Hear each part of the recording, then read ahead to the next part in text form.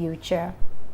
IDEA also said that the Nigerian Exchange Limited (NGX) hosting of Technovation Conference could help highlight the advances going on today in the country's tech space by showcasing the potential of what they call revolution in Nigeria and across Africa. IDEA, however, added that oil is still a big income in Nigeria, but thinks fintech have the potential to do so and reach over 120 million very innovative young people in the cryptocurrency market. Still on news in Africa, Yabex, a fintech venture offering credit products across 12 countries in Africa, has announced the appointment of Eunice Aru Gatama as Director for African Business. While making the announcement earlier today, Yabex said this decision comes as a strategy by the company to aggressively expand its market share in the digital lending space in Africa. The fintech firm therefore said the newly appointed Director for Africa Business at Yabex, Eunice, is passionate about digital financial inclusion and has over 15 years of relevant experience in banking. However, Eunice, speaking on her appointment, said that this is a moment of pride to be associated with a company which promises to simplify financial access to unbanked customers through digital lending offerings. She further added that Yabex's strategy focus in the African region, they shall continue to seek strategic partnership aimed at disrupting the market with innovative digitally led financial products. Chipper, one of the fastest growing African fintech startups that facilitates free peer-to-peer money transfer and instant cross-border payments in Africa, has officially launched Chipper Cash to offer domestic P2P money transfer in South Africa. Chipper Cash made this known yesterday, September 22, stating that it will enable South Africans to enjoy free, unlimited, instant domestic money transfer, invest in cryptocurrencies, and buy, send airtime and data to anyone in South Africa. The fintech startup therefore said that Chipper Cash app was created to make money transfer easy and efficient for Africans at scale, to increase access to financial services for the underbanked, and digitalize daily payments to ease the reliance on cash. However, users can instantly purchase airtime and data from leading South African network providers to send to friends and family. Meanwhile, you're watching news from CNETv.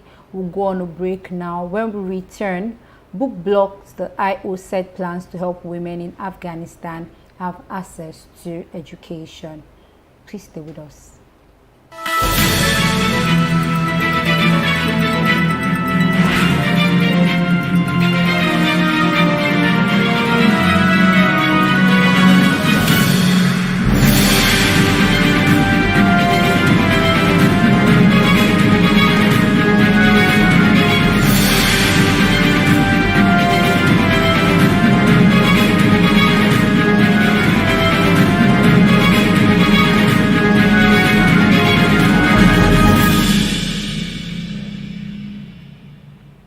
Welcome back. If you're just joining us, you're watching news from CNETv. Now, moving on from Africa, the Biden administration has announced its intention to nominate Kazakhstan-American attorney, academic and former policy advisor Saleh Omarova to head the Office of Comptroller of the Currency, the institution that oversees the United States banking sector. It will be recalled that Omarova has leveraged criticism at both crypto assets and the legacy banking sector in the past, having once pledged to end banking and also characterized cryptocurrency as benefiting mainly the dysfunctional financial system we already have. According to a Wednesday report from Bloomberg, citing 3 anonymous sources familiar with the nomination process, Omarova could be nominated as soon as this week. However, currently working as a law professor at Cornell University Law School, Omarova is expected to seek tighter regulations for cryptocurrency as she describes the sector as threatening the stability of the economy and ripe for abuse from large private financial entities. The Royal Monetary Authority of Bhutan has announced partnership with Ripple to pilot a central bank digital currency in the mountainous kingdom. Ripple Labs made this known on Wednesday, September 22, stating that Bhutan's central bank would be taking advantage of the country's private ledger to issue and manage a digital Nongotram. Ripple therefore said the partnership move was motivated by the Royal Monetary Authority or RMA efforts to improve cross-border payment, expand financial inclusion for its residents, and extend its commitment to sustainability as the only carbon-negative country in the world.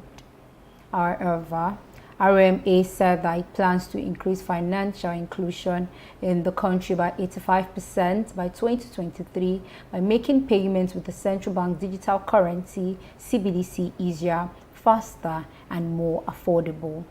Meanwhile, this announcement comes more than 6 months after Ripple said it will be piloting a private version of the SRP ledger to provide central banks solution to launch a CBDC.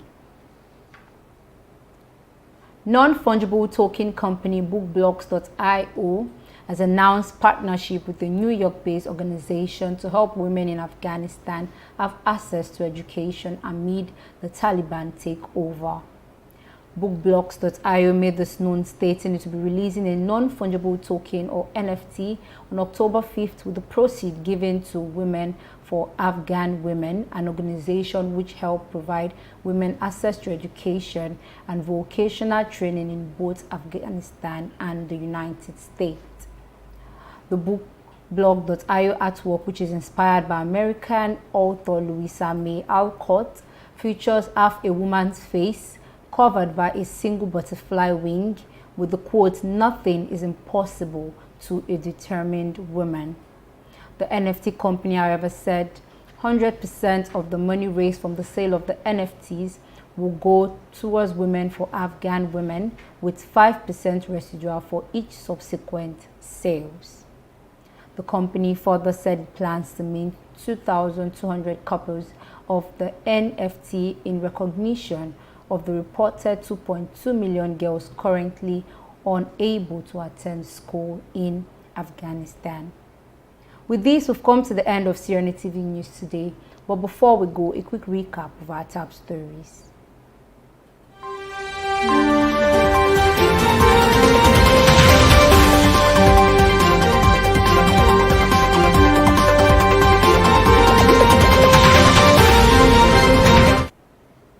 The co-founder and partner of Very Capital, Mr. Eric Idia, issued a statement revealing that if the opportunities in fintech companies are effectively harassed in Nigeria, the subsector has the potential to displace crude oil as the country's major earner of foreign currency for Nigeria.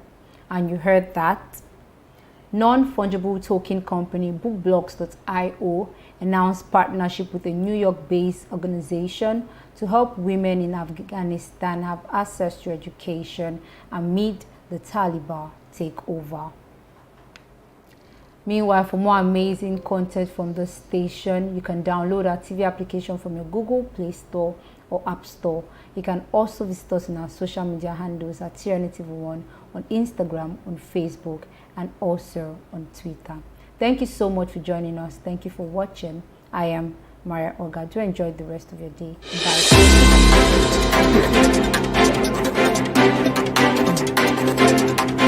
Bye.